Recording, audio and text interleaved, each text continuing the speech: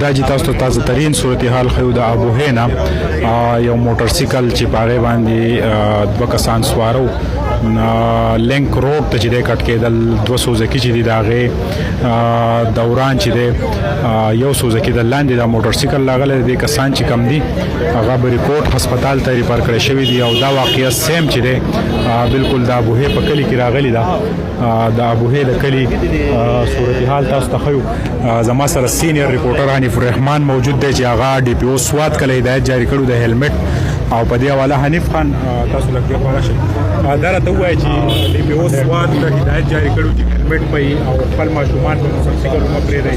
بیا ټورسټو لپاره هدایت هم جاری شو. دا حادثات راځي تاسو ته؟ دې حادثاتو زما په خیال چې کوم مین وجه ده هغه د تیز رفتارۍ نه زیات د مور پلار او زموږ د معاشرې چې کومه بېحسي ده د هغې په وجه کېدی شي. ځکه چې خو په دې اختر ورځو کې مور پلار لګوي خپل ماشومانو له سکوټري ورکړي. دا سکوټر دا سفر په کوم طریقې سره ماشومان کوي انتهایي تیز رفتاري دا نه ده پکار. احتیاط ډېر زیات ضروري دی او که بیا خامخا سکوټر ورکوي هم د ضرورت په وجه باندې څه مجبورۍ په وجه باندې بیا هیلمټ چې کوم دی دا انتهایي ضروري پکار دی.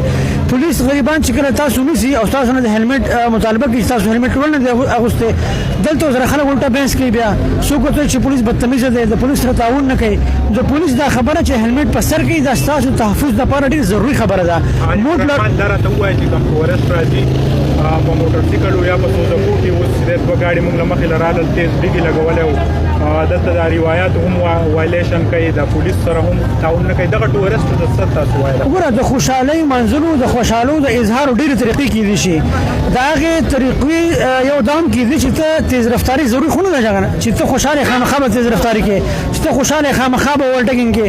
د خوشحالۍ اظهار دا هم دی چې په قداره ګاډۍ وچلوه، په قداره که ته میوزیک اورې خپل روشان میوزیک اوره، نور خلک متنګ وه.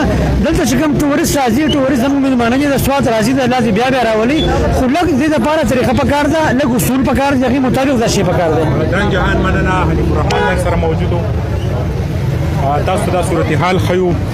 دا حادثه چې دا د ابوهې په کلي کې راغلې ده او دا موټر سایکل چې و د لینک کېدو سوزکۍ چې و هغه را روانو په روډ باندې بیا د شانه بل ګاډی هم ټچ شوی دی.